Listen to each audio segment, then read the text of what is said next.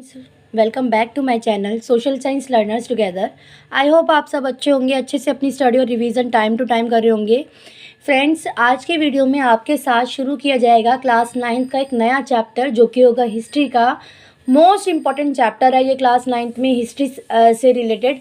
ये है नाज़ीवाद और हिटलर का उदय। तो वीडियो की शुरुआत करने से पहले आप सभी से रिक्वेस्ट है कि प्लीज़ चैनल को सब्सक्राइब जरूर कर दीजिए। चैनल को आपका एक जो सब्सक्राइब आप करते हो ना, तो वो मुझे मोटिवेट करता है कि मैं जल्द से जल्द आपके लिए वीडियो शेयर करूं। और साथ में वीडियो को एंड तक ज़रूर देखिएगा। वीडियो अच्छा लगे तो लाइक एंड शेयर करना मत भूलिएगा। So without wasting any time हम शुरू करते हैं हमारा आज का नया चैप्टर, नाज़ीवाद और हिटलर का उदय। मैं आपको ये बता दूं, इस चैप्टर को ना आपको समझने के लिए एक स्टोरी की नीड है। आपको स्टोरी की तरह इसको समझना है, क्योंकि इसमें जो है ना एक कड़ी से दूसरी कड़ी जुड़ी हुई है। कैसे कि अगर आप नाज़ीवाद और हिटलर का उदय चैप्टर समझना चाहते हो ना, तो आपको फर्स्ट वर्ल्ड वार के बारे में जानना होगा। फर्स्ट वर्ल्ड वार को जानने के बाद आपको सेकेंड वर्ल्ड वार में जानना होगा, क्योंकि यही दो वर्ल्ड वार थे, फर्स्ट वर्ल्ड वार और सेकेंड वर्ल्ड वार, जिनकी वजह से कहीं ना कहीं नाज़ीवाद का उदय हुआ था, या हम कह सकते हैं हिटलर अस्तित्व में आया था। तो शुरू करते हैं। एक्चुअली में अगर आप चैप्टर की बात करेंगे तो वहाँ पर आपको देखने को मिलेगा कि एक हेलमुट नाम का लड़का है, जहाँ से स्टोरी शुरू होती है। लेकिन हमें क्या है, इस चैप्टर को समझना है तो सबसे पहले हमें ये ध्यान रखना होगा कि दो विश्व युद्ध हुए थे, दो वर्ल्ड वार हुए थे। पहला फर्स्ट वर्ल्ड वार और दूसरा सेकेंड वर्ल्ड वार। जो प्रथम विश्व युद्ध हुआ था वो हुआ था 1914 से 1918 के बीच में। आपने टाइम पीरियड को ध्यान में रखना है। तो यहाँ पर आपको दो वर्ल्ड वार जो है, पहला था 1914 से 1918 का, और दूसरा था आपका 1939 से 1945 में। आपको ध्यान रखना है कि ये दोनों ही विश्व युद्ध दो ग्रुप्स में हुए थे, दो खेमों में बटे हुए था, पूरा वर्ल्ड उसके बिहाफ पे करा था। और मैं आपको फ्रेंड्स बता दूं कि जैसे आपने 9th में नाज़ीवाद और हिटलर का उदय ना, अगर आज आपने इसको अच्छे से समझा है तो कहीं ना कहीं इसका एक रोल है ना, आपका काम आएगा आपके क्लास 10th में भी। वो कैसे? क्योंकि वहाँ पर ना आपको एक आपका चैप्टर आता है 10th क्लास में, राष्ट्रवाद का उदय। वहाँ पर फर्स्ट वर्ल्ड वार के बारे में आपको कुछ इंट्रोडक्शन देना होगा। तो इंट्रोडक्शन आप तभी दे पाएंगे, आप उसको तभी बता पाएंगे जबकि आपको पता होगा। तो ये जो हमारा फर्स्ट वर्ल्ड वार हुआ था, ये हमारा हुआ था दो शक्तियों के बीच में। एक था मित्र राष्ट्र और दूसरा था केंद्रीय शक्ति। ठीक है, आपको ध्यान रखना है। जो फर्स्ट वर्ल्ड वार था वो हमारा था दो खेमों में हुआ था, दो ग्रुप्स में हुआ था। पहला हुआ था आपका मित्र राष्ट्र और एक थे आपके केंद्रीय शक्ति।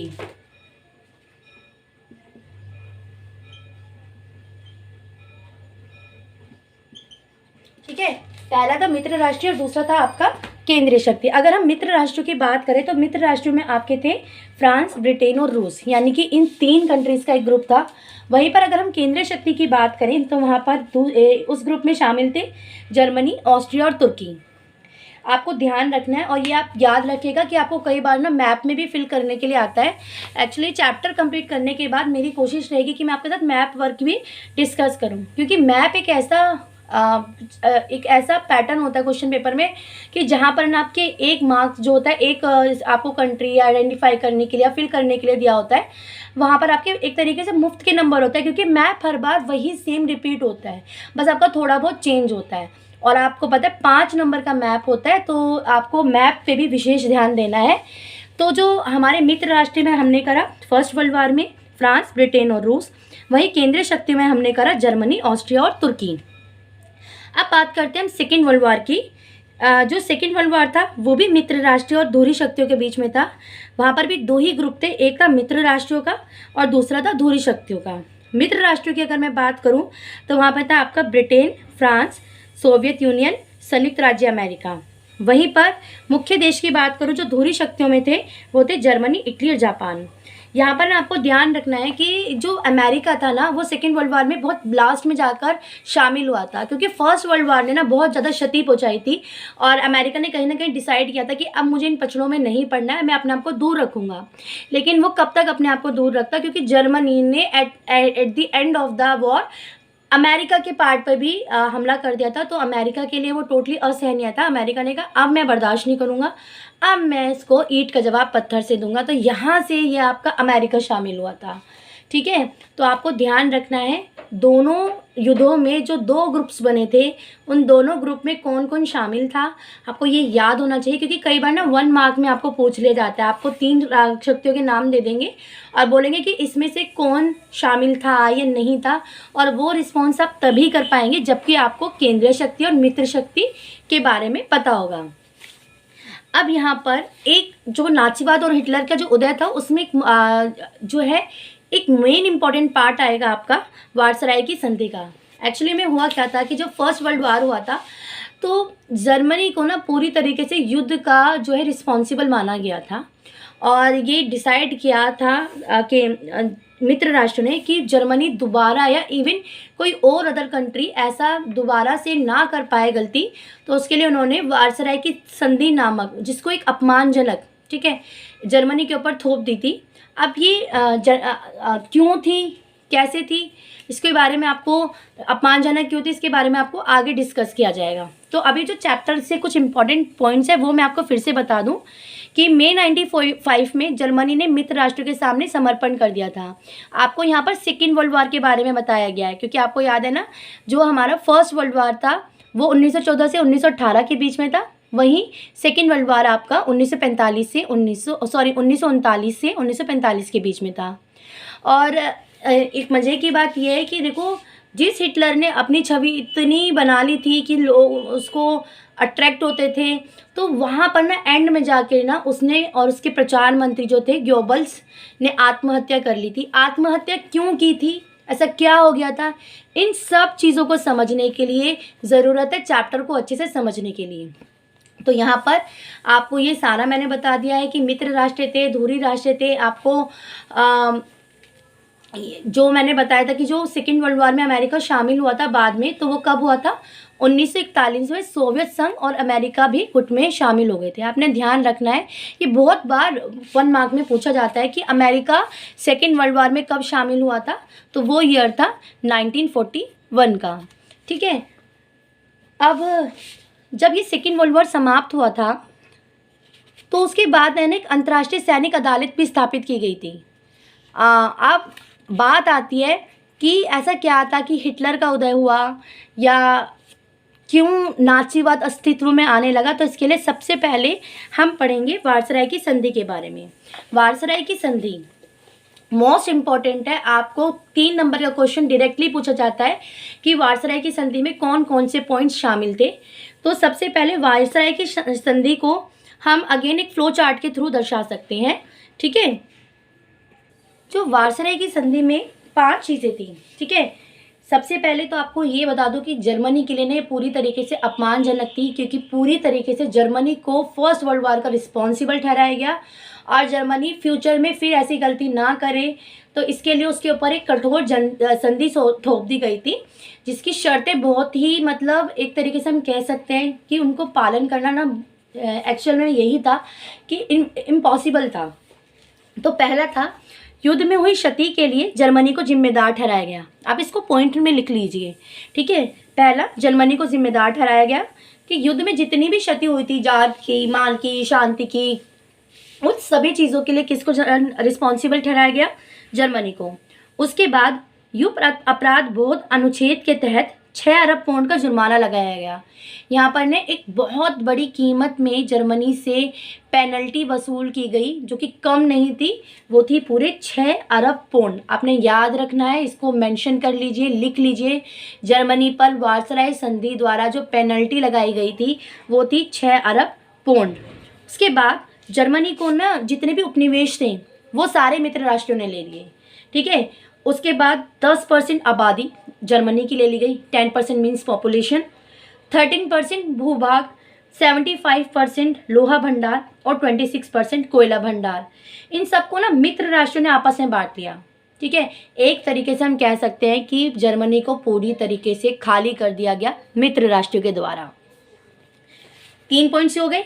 4th है, अब उन्होंने क्या करा, जर्मनी की सेना भंग कर दी।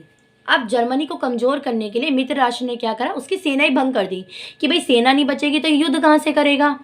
और फिफ्थ था आपका निजी संसाधनों वाले राइनलैंड। राइनलैंड जो है ना जर्मनी का एक बहुत महत्वपूर्ण क्षेत्र था, तो उसको भी मित्र राष्ट्र ने अपने कब्जे में ले लिया। और राइनलैंड को लेने से ना जो जर्मनी था एक तरीके से पूरी तरीके से टूट गया था, और जनता के पास ना खाने तक की चीज़ें भी मुहैया नहीं थी। जर्मनी की कंडीशन बद से बदतर होती जा रही थी। अब देखिए, अब जो हमने सारी कंडीशन देख रहे हैं फर्स्ट वर्ल्ड वार के बाद की, कि पहले विश्व युद्ध के बाद जर्मनी की कंडीशन क्या थी, तो आप उसमें छोटा छोटा सा हिंट दे सकते हो। सबसे पहले तो आप वार्साई संधि के बारे में बताओगे कि भाई इतनी अपमानजनक कठोर संधि उसके ऊपर थोप दी गई थी जिसको मानना और जिसको फॉलो करना जर्मनी के लिए लगभग इम्पॉसिबल था, और हुआ भी आगे जाकर यही था। ठीक है, एक समय ऐसा आया जब जर्मनी ने अपने दोनों हाथ खड़े कर लिए और बोल दिया भाई अब मैं वार्साई की जो जितनी भी शर्तें थी वो मानने से इनकार करता हूँ, और अब मेरे अंदर क्षमता नहीं है कि मैं इसको और अधिक फॉलो कर सकूं। अब यहीं पर एक आता है वाइमर गणराज्य का जन्म। ठीक है, आपको ये दूसरा इंपॉर्टेंट फैक्ट है इस चैप्टर का, वाइमर गणराज्य है। जब वार्साई की संधि के बाद जर्मनी में वाइमर गणराज्य की स्थापना की गई। ठीक है, एक तरफ वार्साई की संधि हुई, दूसरी तरफ वाइमर गणराज्य की स्थापना हुई, जिसमें बहुत सारी समस्याओं का सामना करना पड़ा। आप देखिए कि जर्मनी की कंडीशन ऑलरेडी खराब है, अब उसके लिए ना अब एक वाइमर गणराज्य की बनाया गया और उसको रिस्पॉन्सिबिलिटी सौंप दी कि भैया अब जर्मनी की जो कंडीशन है वो आपके हाथ में और आपको इसको सुधारना है। लेकिन वाइमर गणराज्य के लिए ना कहीं एक इम्पॉसिबल और एक डिफ़िकल्ट टास्क था। तो अब वाइमर गणराज्य के सामने कौन कौन सी समस्याएं थी एक स्ट्रॉन्ग जर्मनी बनाने के लिए, तो सबसे पहला था 1929 से 32 को आर्थिक महामंदी शुरू हुई थी, और जिसका ना बहुत ज़्यादा इफेक्ट पड़ा था आपके अमेरिका पर और साथ में अन्य देशों में भी। लेकिन अमेरिका भी इससे अछूता नहीं लगा था। आप देखोगे कि कैसे यूरोप जो था पहले कर्ज देता था, लेकिन अब वो धीरे धीरे क्या बन गया था, कर्ज लेने वाला बन गया था। तो वाइमर गणराज्य का जो जन्म हुआ था 20वीं शताब्दी की शुरुआती सालों में जर्मनी ताकतवर साम्राज्य था। जर्मनी ने ऑस्ट्रिया साम्राज्य के साथ मिलकर मित्र राष्ट्रीय इंग्लैंड, फ्रांस और रूस के खिलाफ पहला विश्व युद्ध लड़ा था। ये टाइम है जब फर्स्ट वर्ल्ड वार था, हम तब की बात कर रहे हैं जब जर्मनी एक ताकतवर एक स्ट्रॉन्ग कंट्री के रूप में सामने था, क्योंकि युद्ध करना कोई इतना आसान नहीं था, वो भी इतनी बड़ी बड़ी ताकतों के आगे, इंग्लैंड, फ्रांस और रूस जैसी ताकतों के सामने। अब पहले विश्व युद्ध में ना फ्रांस और बेल्जियम पर कब्जा भी करके जर्मनी ने शुरुआत में सफलताएं हासिल कर दी, लेकिन ना यहाँ पर जर्मनी से भी कुछ भूलें हुई थी। वो अपने आप को एक तरीके से हम बोल सकते हैं कि उसने ना अपनी शुरुआती जो जीत थी ना ओवर कॉन्फिडेंस में आ गया था।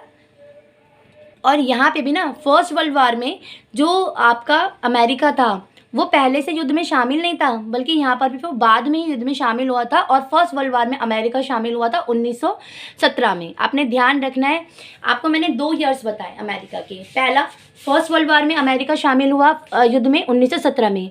वहीं सेकेंड वर्ल्ड वार में अमेरिका कब शामिल हुआ था, 1941 में। देखिए दोनों ही क्वेश्चन 1 ऑब्जेक्टिव जो क्वेश्चन होता है उसके लिए इम्पॉर्टेंट है। फिर उसके बाद नवंबर 1918 में केंद्रीय शक्तियों के बाद जर्मनी ने भी घुटने टेक दिए, यानी कि अब जो था ना नवंबर 1918 में जर्मनी ने अपनी हार को स्वीकार कर लिया। उसके ऊपर वार्साई की संधि थोप दी गई, और वार्साई की संधि के बारे में हम पूरा डिस्कस कर चुके हैं। हम डिस्कस कर रहे हैं वाइमर गणराज्य के बारे में। ठीक है, तो पहली जो हमने डिस्कस किया था कि वाइमर गणराज्य को 1929 से 32 को आर्थिक महामंदी और उससे औद्योगिक उत्पादन के घटने और बेरोजगारी बढ़ने की समस्या का सामना करना पड़ा। वाइमर गणराज्य के सामने पहली जो समस्या थी वो यही थी, बढ़ती बेरोजगारी। उसके बाद दूसरा जो था, वाइमर गणराज्य ने वार्साई संधि पर हस्ताक्षर किए थे, इसलिए इस अपमानजनक संधि के लिए वाइमर गणराज्य को जिम्मेदार ठहराया गया। देखिए यहाँ पर ना वाइमर गणराज्य का क्या हुआ कि युद्ध के लिए जब ये युद्ध समाप्त हो गया था, जर्मनी हार गया था, तो जब ये वार्साई संधि हुई थी तो उस पर सिग्नेचर करने वाले कौन थे, आपके वाइमर गणराज्य। तो अब सभी लोग ना पूरी तरीके से वाइमर गणराज्य को रिस्पॉन्सिबल मानने लगे। तीसरा है, वाइमर गणराज्य को युद्ध हर्जाना देना पड़ा, जिससे आर्थिक क्षति वाइमर गणराज्य के सामने आई। देखिए जब मैंने आपको अभी बताया था कि जब वार्साई की संधि हुई थी तो उसमें जो एक तरीके से इकोनॉमिकली पूरी तरीके से, आर्थिक रूप से पूरी तरीके से जर्मनी को खाली कर दिया गया था। और अब उसके सामने जो युद्ध क्षति के रूप में पेनल्टी थी उसको भी भरना था। एक तो पहले से ही एक आपने कहावत सुनी होगी ना कि गरीबी में आटा गीला, वही कंडीशन कुछ वाइमर गणराज्य के लिए हो गई कि एक तो उसको एक ऐसा तरीके से तितर पितर करके तो गणराज्य बनाने को मिला जिसमें जर्मनी के सामने इतनी सारी प्रॉब्लम्स थी। नेक्स्ट था वाइमर गणराज्य को अति मुद्रास्फीति। अति मुद्रास्फीति क्या होता है? अति मुद्रास्फीति वह स्थिति होती है जब कीमतें बहुत ज़्यादा बढ़ती है का सामना करना पड़ा। नेक्स्ट था वाइमर गणराज्य को क्या क्या कर बुलाया गया? नवंबर के अपराधी। आपने ध्यान रखना है, वाइमर गणराज्य को क्या कहकर बुलाया गया? नवंबर के अपराधी कहकर बुलाया गया। और वहीं पर वाइमर गणराज्य को स्पार्टकिस लीग के क्रांतिकारी विद्रोह का भी सामना करना पड़ा। तो वाइमर गणराज्य ने बेसिकली कुछ कुल मिला के 6 समस्याओं का सामना करा, जिनको मैं पहले एक बार फिर से रिपीट कर रही हूँ। पहला, 1929 से 32 की आर्थिक महामंदी का सामना करना, युद्ध क्षति के रूप में जो पेनल्टी उसको पे करना, नवंबर के अपराधी कहकर उसका मजाक उड़ाया जाता था, और अति मुद्रास्फीति की जो कंडीशन थी उसका सामना करना पड़ा। जो स्पार्टकिस्ट थे उनके विद्रोह का सामना करना पड़ा, और साथ में आम जनता जो थी ना, वो जो सभी लोग थे वो पूरी तरीके से वाइमर गणराज्य को ही वार्साई की संधि के लिए रिस्पॉन्सिबल मान रहे थे। अब यहाँ पर एक पॉइंट पढ़ोगे आप, नाजीवाद और हिटलर का उदय, जिसमें उसमें आप बहुत सारे पॉइंट्स हैं। जैसे सिपाहियों को क्या था कि नाजीवाद फर्स्ट वर्ल्ड वॉर के बाद क्या होने लगा था ना कि आम नागरिकों के मुकाबले ना कंपैरिजन में सिपाहियों को बहुत ज़्यादा इम्पोर्टेंस दिया जाने लगा था, सम्मान दिया जाने लगा था। और क्योंकि वो खंदक क्या थे, युद्ध के मोर्चों पर सैनिकों के छिपने के लिए जो खोदे गए गड्ढे थे उनको खंदक कहते थे, वहाँ पर रह के सिपाहियों ने सर्वाइव किया था। अब हिटलर के उदय में एक चीज़ हम पढ़ेंगे राजनीतिक रेडिकलवाद के बारे में और आर्थिक संकट के बारे में, जिसमें आर्थिक संकट में हम पढ़ेंगे आपकी जो 1929 की आर्थिक महामंदी थी। तो जर्मनी में क्रांतिकारी विद्रोह की योजना को जो अंजाम दे रहे थे, क्योंकि आप ही मैंने बताया ना वाइमर गणराज्य को स्पार्टकिस्ट का सामना करना पड़ रहा था, तो वही स्पार्टकिस्ट जो थे ना विद्रोह को योजना का अंजाम दे रहे थे। बर्लिन के राजनीतिक माहौल में सोवियत जो था किस्म की शासन व्यवस्था के नारे गूंजने लगे।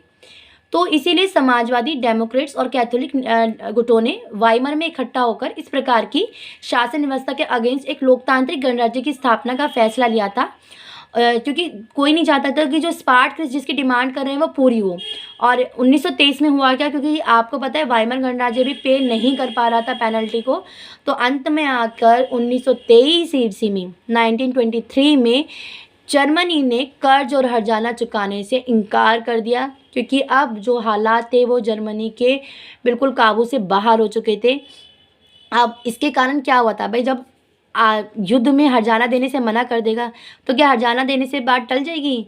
यहाँ पर क्या हुआ, फ्रांसीसियों ने जर्मनियों के मुख्य उद्योग की, क्योंकि एक तरफ जर्मनी ने कर्ज देने से मना कर दिया, तो अब फ्रांस ने क्या करा, बदले में जर्मनी के मुख्य औद्योगिक इलाका जो था रूर, आपने ध्यान रखना है रूर क्या है, जर्मनी का मुख्य औद्योगिक इलाके पर कब्जा कर लिया।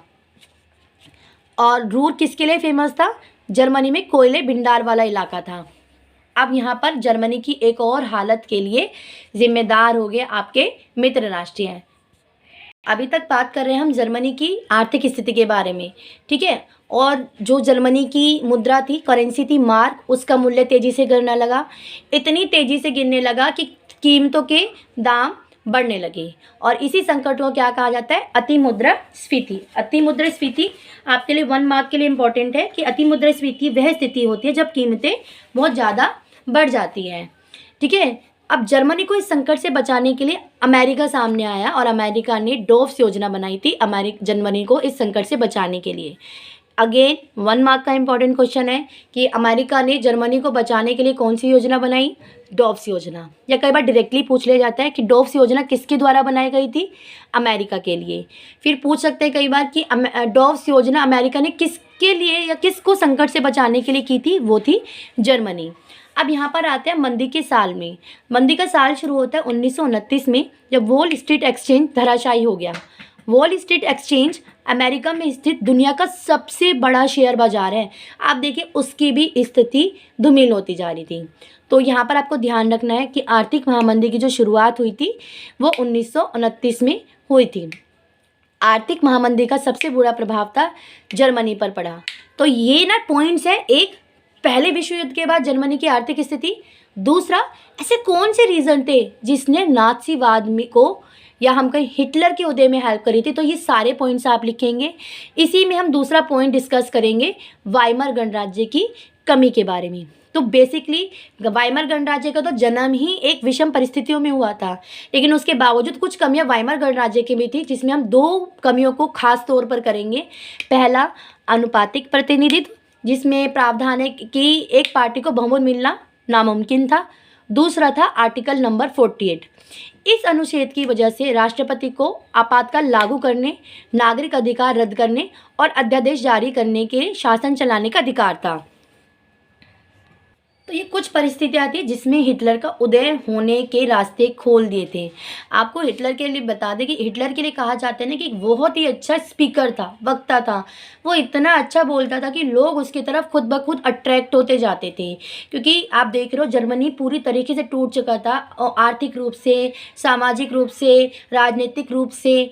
ठीक है, तो वहाँ पर ऐसे में एक ऐसे व्यक्ति का सामने आना जो कह रहा है कि मैं तुम्हें इन सब से बचाऊँगा, मैं तुम्हें इन सब कंडीशन से बचाऊंगा। तो जनता का ये एकदम एक एक्चुअल परिस्थिति थी। मतलब आप कह सकते हैं साधारण सी परिस्थिति है कि जब हम डूब रहे होते हैं ना, और कहते हैं ना डूबते को तिनके का सहारा होता है, वही चीज़ कुछ जर्मनी के साथ हुई। जर्मनी को अब कहीं से भी उजाला नज़र नहीं आ रहा था। अगर कोई व्यक्ति इस कंडीशन में सामने आया था तो वो था हिटलर। ठीक है, अब हिटलर के बारे में हम आपके साथ नेक्स्ट क्लास में डिस्कस करेंगे।